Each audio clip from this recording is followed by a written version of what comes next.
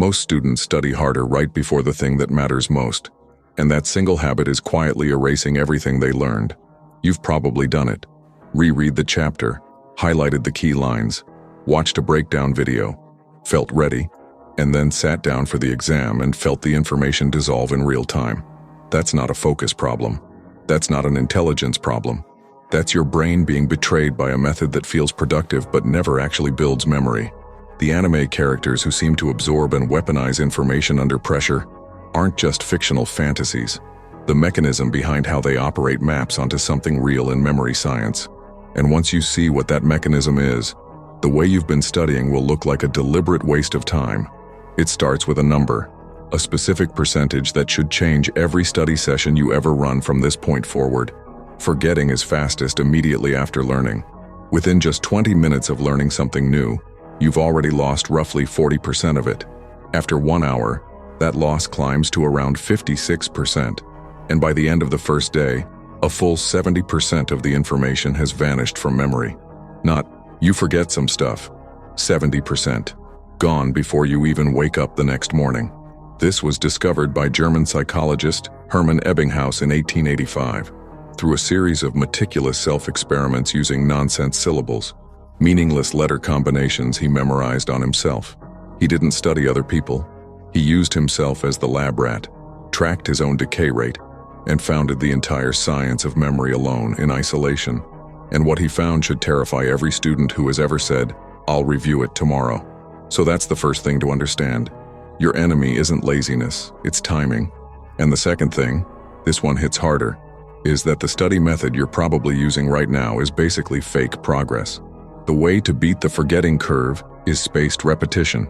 A first review within 24 hours, then expanding interval reviews at roughly 3, 7, 14, and 30 days, using active retrieval rather than rereading. Notice what's not on that list. Rereading. Because here's the thing about rereading a chapter. Your brain registers the words as familiar, and it mistakes that familiarity for knowledge. Recognition feels like retention. It isn't. You're not pulling information out of memory. You're just seeing it again and feeling comfortable. That comfort is the trap. The students who reread their notes 3 times and still blank on the exam aren't failing because they didn't try.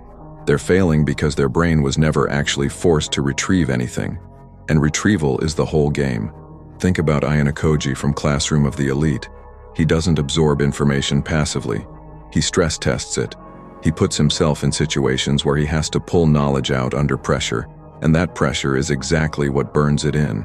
There's a real mechanism behind that.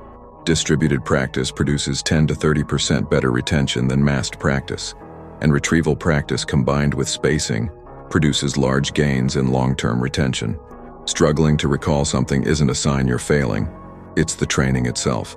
The harder your brain has to work to pull something out, the stronger that memory gets. Desirable difficulty, researchers call it. The struggle is the point. Now here's where it stacks. Because spacing and active recall aren't competing methods you pick between. They address different phases of the memory process and they compound when you combine them. But there's a third piece that almost nobody talks about. And this is the one I promised you at the start. The one that makes the whole system either work or collapse entirely. Sleep. You need sleep before learning to actually prepare your brain. Almost like a dry sponge, ready to initially soak up new memories and lay down those new memory traces. Sleep deprivation before studying isn't just tiredness. It dramatically reduces your hippocampus's ability to encode new memories. In sleep-deprived people, researchers couldn't find any significant learning-related brain signal whatsoever. It's almost as though sleep deprivation had shut down the memory inbox, and any new incoming files were just being bounced. You can sit at your desk for 4 hours and absorb almost nothing if you didn't sleep the night before. The drive was never cleared. And then on the other side of learning, sleep that occurs after exposure to new information fulfills the role of the brain's save button. During slow-wave sleep, the hippocampus replays recent experiences, transferring labile short-term representations into stable long-term storage. Miss that window and the memories don't just weaken, they don't fully consolidate. Matthew Walker's research found that the damage from skipping sleep after learning isn't something you can make up later. It's not sleep helps. Sleep is literally when the file gets saved. Skip it, and the file is corrupted. More sleep the next night doesn't recover what was lost. So let's put this together, because this is what the high IQ approach actually looks like in practice. You study something new. You do not reread it. You close the book, and you try to recall it. Write it out, say it out loud, quiz yourself. It will feel harder than rereading. That's the signal it's working. You do a short review within the first 24 hours before that 70% drop hits. You sleep. You come back in 3 days, then 7, then 2 weeks, each time forcing yourself to retrieve before you look at the answer. The spacing and the retrieval stack on each other. The sleep locks it in between sessions. Reviewing a memory resets the curve.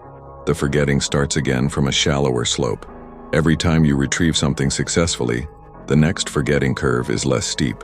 You're not just reviewing, you're rebuilding the memory stronger each time. Here's what actually changed from the start of this video. You now know that studying more hours is not the variable. Timing is the variable. Retrieval is the variable. Sleep is the variable. The student who studies for 2 hours using spaced active recall and sleeps 8 hours will outperform the student who pulls an all-nighter rereading their textbook. Not by a little, but by a margin that looks like a different level of intelligence entirely. That's the high IQ strategy. It was never about being smarter. It was about understanding how the brain actually saves information and working with that system instead of against it. If you want to see exactly how to build a review schedule that does this automatically, without thinking about the timing yourself, that's in the next video.